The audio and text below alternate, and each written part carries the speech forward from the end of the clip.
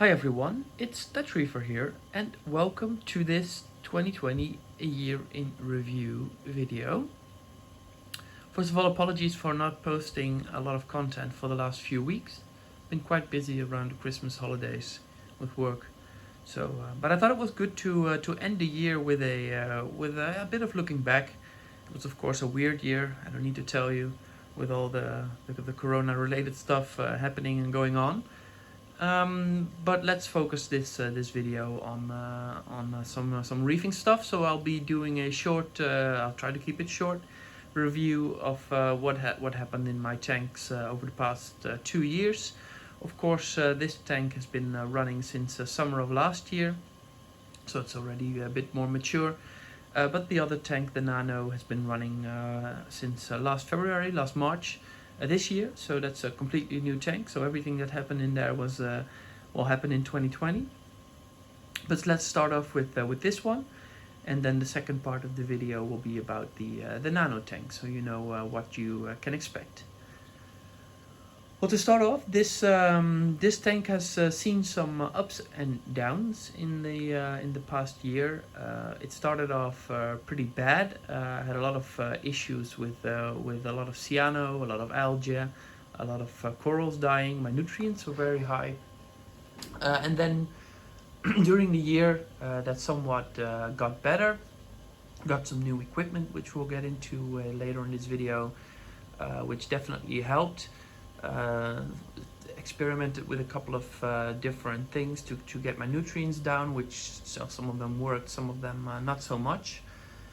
So then the latest thing that I'm trying is to use lanthanum chloride, which is also a means of getting your phosphates especially down, since it binds phosphates. I'll do a more extensive video on that somewhat later on next year. I think first quarter next year, since it's still too early to tell the results of that, so I won't bother you with that at this moment. But it's been a bit of ups and downs. At the moment it's going okay. It's not perfect. It has declined a little bit from what it was. I think this summer was the peak, where things were going well. Now some cyano is appearing again on the tank. It has everything to do with nutrients, I'm well aware. So that's why I was referring to the lanthanum chloride. It's my latest endeavor into keeping my nutrients down. Of course, I'm doing everything I can to keep my nutrients down. Adding bacteria is one of them. Using a lot of macroalgae in my sump is one of them, as you can see right here. So there's a lot of Caulerpa taxifolia residing in my sump, which is being lit by a Part 38 full spectrum LED light that works wonders. So I'm really happy with that. This big skimmer was already in the tank, of course, so that's nothing new. There is, however, a second skimmer in here also for more nutrient export. That's new this year, so that's a Maxspect SK400, Maxspect Jump. Which, well, as you can see, it's foaming really well.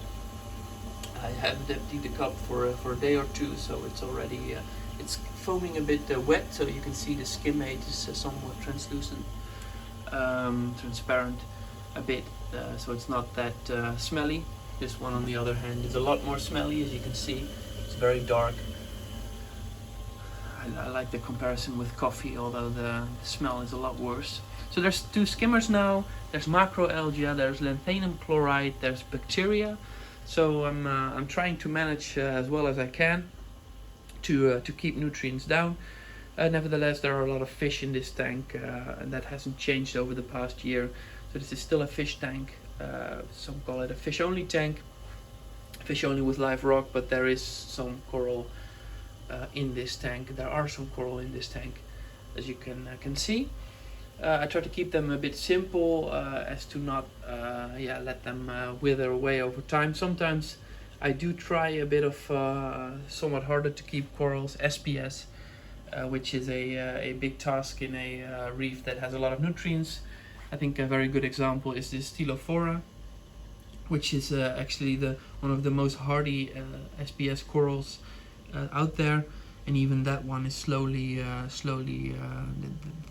the tissue is receding, and you can see that there's still too much nutrients in this tank for this coral to thrive and to grow. Yeah, it's still a long way to go, but that's fine. It's a challenge for next year. Other than that, the tank is actually running quite well. I haven't changed a lot of things. I changed my scape a bit, so this island and this island here, that's different from how I started out. So that's changed over the course of 2020. It's not likely to change again soon, since I really like the current reef setup with a kind of a pathway in between these two islands to the other side of the tank, which works really well in creating some depth in the overall tank. As you can see, it's quite wide, 90 centimeters wide, so it's quite a lot of well, building space, and I've tried to use as much of that space as possible in creating these two islands. And especially, of course, this one is the one that I really like, since it has a lot of yeah, it's basically only 4 pillars with all the other rocks assembled on top of it, making a full big arch across the entire tank. So that's yeah, that's it on rocks and on reef structure. There are some new additions, of course, this year to my tank. In addition to the all-time classics such as the copper band, which has been in my tanks for over 8 years. There is now the convict tang that you can see right here, together with the parrotfish, the koi parrotfish that you can see right here. These two are new. Really glad that I got these two. I got them from the same tank. I actually went to get just this one, but this one came for a bargain with it, since yeah, the guy was quitting reefing, and I'm really glad that I got this fish, since its behavior is really exemplary for a convict tang, since they can be quite busy and even aggressive. But this one is a model citizen, so that's great. Yeah, I think these two are the main new additions. Of course, there's 2 new clownfish in here as well. These came in this summer. Also a nice addition. I tried to give them some anemones to host, but they still prefer the Duncan coral, which is kind of what clownfish do. They make up their mind, and you can give them whatever you want, but they will stick to what they like. And in this case, that's the Duncan coral. As a kind of a last thing I want to mention about this tank is the spotted drum, which has been in there for well, I think beginning of 2020 or just the end of 2019, but it has grown tremendously over the past year, and I'm really glad that I got this fish again. I recently did a review about this, so if you're interested in this fish, check out my channel and my videos, because there is a video about this fish as well as the parrotfish, by the way. So check that out if you haven't seen it yet. And yeah, I think that's good for wrapping up the video about this big fish tank. I'm looking forward to 2020 to get to get my nutrients down a bit, so that even the SPS corals can start thriving again. But then again, this is still a fish tank, so I don't have too high expectations for corals. That's why I have the Nano tank, which we'll get to next. So thanks for watching the first part, and I'll be right back for the second part of this video. So welcome back to the second part of the video, which will be about the Nano tank that you can see right here. Like I said before, this tank has been set up in 2020, so it's a completely new tank. I already did quite an extensive review of it a couple of weeks ago, I think 2 months ago. So if you're curious in a very long review, check that one out. I'll try to keep this one shorter at least. So I decided to go with this tank because, well, of course, the big tank is more of a fish tank, and I wanted to have a tank where I could keep my precious corals. Since some of them have been acquired over the past few years, some have been hard to get, hard to come by, and that's why, of course, it would be a waste if they started withering away. So I wanted a tank in my living room that's not very big. We don't have such a very large living room, so I discussed with the missus, and we decided to have a somewhat smaller tank for the living room. Nevertheless, this tank should be stocked with corals. Well, as you can see, that worked out, luckily. So this is a Red Sea Reefer Nano. It still has a sump, which I'm very happy with, so that was one of the requirements. I definitely like a tank where I can keep my equipment hidden away inside the cabinet. Yeah, that's something I've been used to for years, so that's yeah, I wouldn't want a tank where I should have everything hanging on the back. So I'm very glad that I got this Red Sea Reefer Nano. The reef structure inside is a ceramic pillar, which I got from my big tank. So I bought that a couple of years ago, and then added some small branches of live rock to it to make it somewhat bigger, and being able to attach more corals to it. So most of these corals have migrated from the big tank over the last year. There are some new ones as well. As you can see, most of these corals are soft corals in this tank.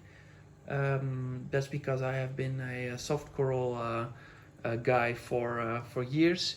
I like just the colorfulness, the colors, and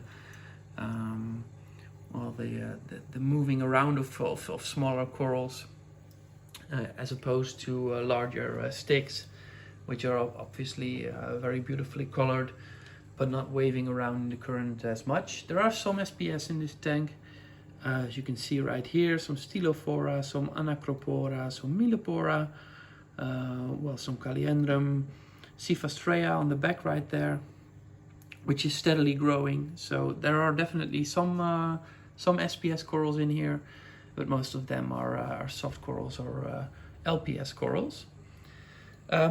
So I'm still very happy that I started this tank, on the one hand because, well, the larger tank is, as you know, somewhat more unstable over the last year, so I'm very glad that I got this. Hi there. So this is our cat, one of the two. This is actually, it's called Raccoon because it's a crossbreed between a Ragdoll and a Maine Coon. So it's very fluffy and very curious as well on what I'm doing. So yeah, I'm very happy that I got this tank. It's been doing well actually since the day it started. So of course there are the occasional cyano outbreaks, green and orange and red, and some hair algae, which I got rid of using Reef Flux. But other than that, this tank has been doing wonderfully well. I find it easier to maintain a smaller tank. It's yeah, you just have to adjust a little bit of your parameters or add a couple of drops of this and that, and you'll be on your way, and the tank will start thriving again. So that's what I really like about having a somewhat smaller tank in the living room. It's also very fun to watch from the couch. So I'll try to emulate where I'm sitting from the couch. I'm watching at the tank. I'm looking at the tank from the side. As you can see, it's a beautiful view where there are a lot of different colors and corals moving around. For example, this mushroom right here. See if we can get the saturation, the lighting a bit better. Yeah, that's it. So that's really beautiful to watch. This green one as well. That's of course the chalices, three above each other or beneath each other.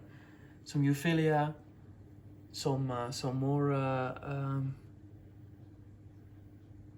beautiful mushrooms, mushroom corals, Ricordeas, and some Acanthostrea. So this is actually the beautiful, colorful side. On this side, which is the viewpoint when I'm working in the kitchen or sitting in the living room, then there's this beautiful elegance coral, which has grown tremendously over the past year. So that's actually gained a lot of size, both in skeleton size, which is of course the most important, as well as in the way it displays itself during the day, which is also a beautiful thing to watch. Yeah, the last thing is this mushroom coral that's right here. This is actually a very simple mushroom coral that I've had for at least 6 years. It has been a very big prime piece in my previous tank, my Red Sea Reefer 525. If you look at my previous videos, it's on the bottom right of the tank. It looks absolutely brilliant. I got a little frag off of it, put it in this tank, and yeah, it's already growing back to as beautiful as the previous one was. So I'm really happy with that. You can see that corals are so remarkably resilient that even taking off a small frag and placing it back, it will grow back over time to its former brilliance. So that's really awesome. And yeah, that's what I wanted to conclude the video with. It's being lit by a Maxspect Jump LED light, which I'm very happy with. As you can see, the colors are beautiful, and I'll definitely keep this light above this tank and not change a whole lot of things, because I'm actually really happy with the way this tank is running. So for 2021, I just hope that this tank will remain as beautiful as it is today. And with that, I'm ending the 2020 review. So I hope you enjoyed it. I hope you have a great end of this year and an even better start of next year. So I'll be back next year. And until then, stay safe out there, and Happy New Year. Bye bye.